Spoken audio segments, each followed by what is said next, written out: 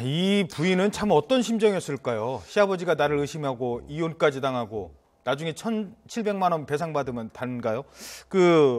일단 네.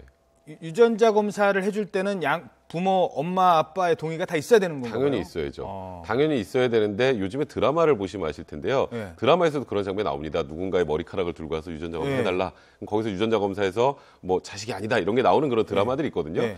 그렇게 생각을 하셨나 봐요, 시아버지도. 그리고 유전자 검사하는 기관에서도 뭐 부모 동의 필요 있나? 시아버지 동의했으면 됐지라고 해서 진행을 했던 게 정말 황당한 결과가 나왔던 게 하필이면 또 이게 뭔가 결과가 잘못 나와서 불일치가 나온 거예요. 그러니까 시아버지가 이제 남편하고 제 며느리를 찾아가서 어떻게 된 거냐. 이게 또 혼전 임신이었기 때문에 뭔가 의심을 할 정황이 있었던 것 때문이었는지 모르겠지만 그 의심을 거두려고 이제 이 검사를 했는데 불일치가 나오니까 이게 누구 애냐 이렇게 된 거잖아요.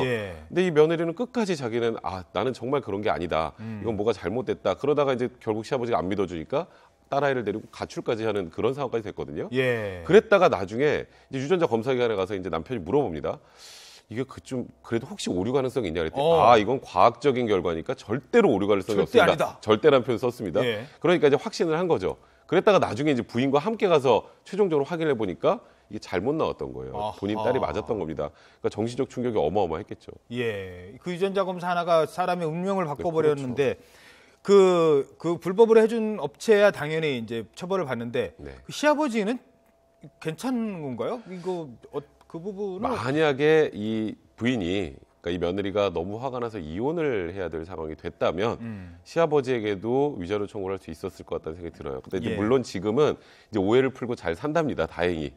이번에 이런 결과를 보고 잘 산다고 하니까 문제는 없지만 극단적으로 이런 이유로 파경을 맞아서 이혼 소송까지 진행을 하게 됐으면 이게 또 남편도 사실 동조한 책임이 있거든요. 시아버지와. 그러니까 남편에게도 그렇고 시아버지에게도 위자료 청구가 가능하고요. 이번 사건 같은 경우에는 사실 근데 형사 책임을 지는 건 아니었고 그러니까 이게 좀 의미가 있는 판결이라는 건 이 유전자 검사 기관에게 이렇게 위자료 청구를 인정한 최초의 판결입니다. 그렇죠. 그러니까 이제 앞으로는 할 수는 없는 거죠. 당사자 동의를 명확하게 받고 정확하게 검사 절차를 지켜서 해야지 이렇게 주먹구구식으로 아무 사람이 갖고 온 거를 가지고 검사를 해주면 안 된다는 것을 확인시켜준 판결이라고 보시면 됩니다. 그렇죠. 사실 머리카락이 잘못될 수도 있는 거고 다른 사람 머리카락일 수도 있는 거고 칫솔에 뭐 다른 조직이 묻을 수도 있는 건데. 네, 알겠습니다.